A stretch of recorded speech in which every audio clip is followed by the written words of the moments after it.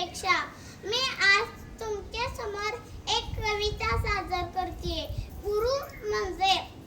नात्यामधलं सुगंध देणारं फूल म्हणजे गुरु, निष्ठेची रुजवात करणारं मूळ म्हणजे गुरु, सदाचाराचं मोल पेरणारी फांदी म्हणजे गुरु, निस्वार्थ ज्ञान देणारं झाड म्हणजे गुरु, जीवनाचा प्रवास घडवणारी वाट म्हणजे गुरु,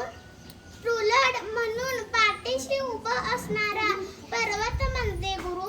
पाण्यासारखं निर्मळ प्रेम देणारं सागर म्हणजे गुरु,